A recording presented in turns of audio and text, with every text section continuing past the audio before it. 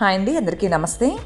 ఈరోజు మన ఛానల్లో పెళ్ళిళ్ళకి ఫంక్షన్స్కి క్యాటరింగ్ వాళ్ళు చేసే గోబీ 65 లేదా క్యాలీఫ్లవర్ 65 అదే రుచితో మన ఇంట్లో ఎలా తయారు చేసుకోవాలో చేసి చూపిస్తాను.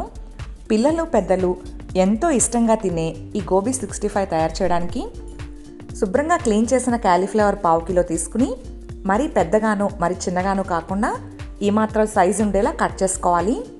క్యాలీఫ్లవర్ కట్ చేసుకునేటప్పుడు చాలా జాగ్రత్తగా కట్ చేసుకోవాలి. అందులో చిన్న చిన్న కీటకాలు ఉంటాయి, చూసుకుని ఈ విధంగా కట్ చేసి పెట్టుకోండి. క్లీనింగ్ ప్రాసెస్తో పాటు కట్ చేయడం చూపిస్తే వీడియో లెంత్ పెరిగిపోతుంది, అందుకే కట్ చేసిన వాటిని మాత్రమే మీకు చూపించాను. ఇప్పుడు స్టవ్ ఆన్ చేసుకుని ఒక గిన్నెతో నీళ్లు పెట్టి బాగా వేడి చేసుకోవాలి. నీళ్లు వేడిగా అయిన తర్వాత 1 స్పూన్ సాల్ట్, 1/2 స్పూన్ పసుపు వేసుకుని కట్ చేసి పెట్టుకున్న క్యాలీఫ్లవర్ ముక్కలు వేసి మంటను మీడియం ఫ్లేమ్లో ఉంచి 2 నిమిషాల పాటు ఉడికించాలి. మరీ ఎక్కువసేపు ఉడికించినా ముక్క మెత్తగా అయిపోతుంది. 2 నిమిషాల తర్వాత వెంటనే స్టవ్ ఆఫ్ చేసేసి నీళ్ళన్నీ వడగట్టి క్యాలీఫ్లవర్ ముక్కలు మాత్రం బాగా చల్లారనివ్వాలి. చల్లారిన తర్వాతే మిగిలిన ప్రాసెస్ చేసుకోవాలి. ఇప్పుడు ఇవి పక్కన పెట్టి ఇంతలో ఒక బౌల్ తీసుకుని ఇందులో 2 టేబుల్ స్పూన్ల కార్న్ఫ్లోర్, 3 టేబుల్ స్పూన్ల మైదా వేసి 1/2 స్పూన్ పసుపు, 1 స్పూన్ కారం, రుచికి తగినంత సాల్ట్, 1/2 స్పూన్ గరం మసాలా, చిటికెడు బేకింగ్ పౌడర్ వేసుకుని 1/2 టేబుల్ స్పూన్ అల్లం వెల్లుల్లి పేస్ట్ వేసి 1 స్పూన్ ఆయిల్ వేసుకుని మొత్తం అన్నీ కలిసేలా బాగా కలుపుకోవాలి. ఫ్రెండ్స్, గోబీ 65 కలర్ఫుల్గా రావడానికి క్యాటరింగ్ వాళ్ళైతే చిటికెడు ఫుడ్ కలర్ వేస్తారు. అది పూర్తిగా ఆప్షనల్, నేనైతే వేయడం లేదు, మీరు కావాలనుకుంటే వేసుకోవచ్చు. ఇలా డ్రై ఇంగ్రీడియంట్స్ అన్నీ బాగా కలిపిన తర్వాత కొద్దిగా నీళ్లు వేస్తూ ఉండలు లేకుండా పిండి కలుపుకోవాలి. నీళ్లు వేసేటప్పుడు ఒకేసారి వేయొద్దు, అలా వేస్తే పిండి పలచనయ్యే అవకాశం ఉంటుంది. ఇలా నేను వీడియోలో చూపించిన విధంగా కొంచెం నీళ్లు వేస్తూ మరీ గట్టిగాను మరీ పలచగాను కాకుండా ఈ కన్సిస్టెన్సీలో పిండి కలిపితే సరిపోతుంది.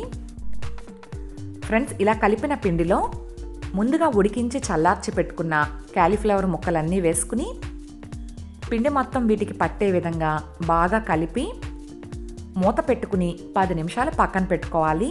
అలా చేయడం వల్ల మసాలా అంతా వీటికి పట్టి టేస్ట్ చాలా బాగుంటుంది. 10 నిమిషాల తర్వాత ఇంకొకసారి మళ్ళీ కలుపుకుని డీప్ ఫ్రైకి సరిపడా ఆయిల్ పెట్టి బాగా వేడిగా అయిన తర్వాత స్పూన్తో కానీ చేత్తో కానీ ఇలా ఒక్కొక్కటిగా ఆయిల్లో సరిపడినన్ని వేసిన వెంటనే కలపకూడదు. కాస్త వేగిన తర్వాత మాత్రమే రెండో వైపుకి తిప్పుకోవాలి. ఇప్పుడు మంటను మీడియం టు హై ఫ్లేమ్లో ఉంచి కాస్త వేగిన తర్వాత 4-5 కరివేపాకు రెమ్మలు వేసుకుని క్రిస్పీగా అయ్యేంత వరకు ఫ్రై చేస్తే ఎంతో రుచిగా ఉండే గోబీ 65 రెడీ అయిపోతుంది.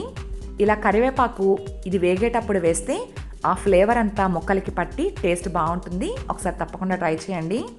ఫ్రెండ్స్, చూడండి, ఇవైతే వేగిపోయాయి. ఇప్పుడు ఆయిల్లోంచి బయటికి తీసుకుని ఆయిల్ అంతా బాగా వాడిన తర్వాత ఒక ప్లేట్లో వేసుకోవాలి. ఇదే విధంగా మిగిలిన వాటిని వేయించుకుని సర్వింగ్ ప్లేట్లోకి తీసుకుని వేయించిన జీడిపప్పుతో గార్నిష్ చేసి వేడిగా సర్వ్ చేసుకోవడమే. ఫ్రెండ్స్, చూసారు కదా, పెళ్ళిళ్ళకి ఫంక్షన్స్కి క్యాటరింగ్ వాళ్ళు చేసే గోబీ 65 అదే రుచితో మన ఇంట్లో ఎలా తయారు చేసుకోవాలో పిల్లలు పెద్దలు ఎంతో ఇష్టంగా తినే ఈ గోబీ 65 మీరు తప్పకుండా ఒకసారి ట్రై చేసి ఎలా వచ్చిందో మీ విలువైన కామెంట్ని నాకు తెలియచేయడం మర్చిపోవద్దు. ఐ హోప్ ఈ వీడియో మీ అందరికీ నచ్చింది అనుకుంటున్నాను. Thanks for watching. Please like, share, comment and subscribe to my channel.